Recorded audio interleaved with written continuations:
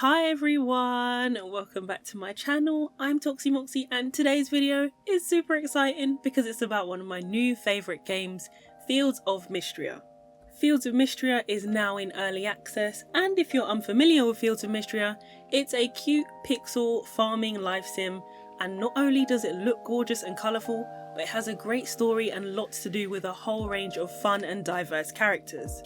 Because the game is new and we all have to play to figure things out, and I know a lot of you are just as excited as me, so I've compiled a list of 18 things I wish I knew before playing. You might be wondering how to get the scythe tool for your weeds. Well, as far as I've found, there isn't one, and you can just use your sword to get rid of the weeds on your farm. A super helpful feature in Fields of Mistria is that if you want to craft, you don't have to have all of the items in your bag, it's fine. As long as you have them in a chest, crafting pulls from a global inventory so you don't need to run back and forth to craft. If you see these little circles on the floor, dig them up. You can either use your pickaxe or shovel, which you can buy from the general store. They're not just limited to the excavation site, you can find them all over Mistria and you'll unearth resources and treasures to boost your archaeology skill.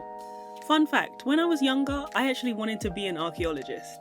Okay, this is a big one. Doorways had me racking my brain because I was stuck on a quest for ages. I didn't realise that if you see a little pattern above the door frame, it's another room. So anytime you see that extra little bit of wood above, just know that you can explore into another room. In Mistria, you can swim, so that means you can dive for hidden treasure, resources and fish. Anytime you see these dark circles in the water, jump in and interact. Just be warned, if you jump in the water near fish, you'll scare them away. So speaking of fish, the bigger the shadow, that means bigger and rarer fish. Sometimes you'll see a super chunky shadow. Don't miss the opportunity to fish it. Although you can buy a cooking and crafting station at the carpenters at the start of the game, you won't have much money and you'll need the bag upgrade from the general store and the shovel too. However, you can use the cooking station in the inn and also the crafting station in town or at the carpenters. Check the request board daily. You'll get a request on the board in town daily. It's always worth checking it every day and picking up the request. Even if you don't have the item now, you'll get it later on and then you can just hand in the request when you do. So far, I found the biggest boost in renown is by handing in requests, especially if you can turn in multiple a day. Also, if you have several museum items, you can get a big boost. And if you can't fulfill a request in a day, try to hand in lots in the museum or sell lots of items for an extra boost. Balor's wagon changes daily and sometimes he sells things that can be donated to the museum. I'm also sure I saw him selling spring crops in summer, so if you missed anything for a museum set or you need something for a request in a pinch, you should check out his wagon daily.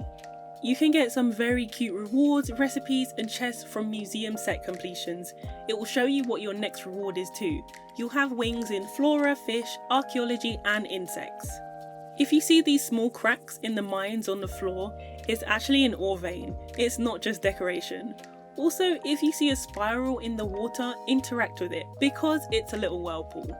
Try not to let your health get to 0 in the mines. You'll wake up in Dr. Valen's office and your day will end. Also try to stock up on food before venturing into the mines. Bedtime is 2 AM, but you might wonder what happens if you miss it.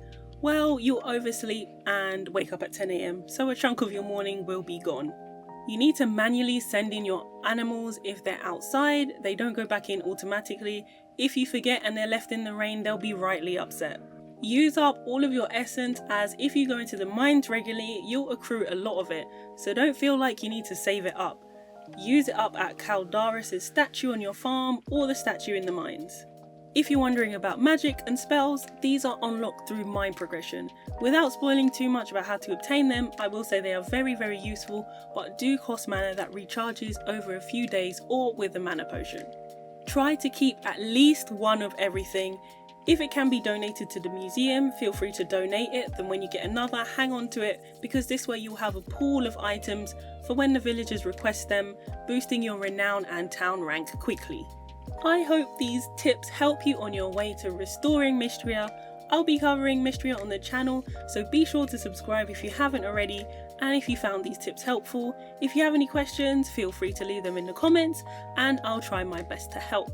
Thank you so much for watching this video. I hope you have an amazing week. Take care. Bye.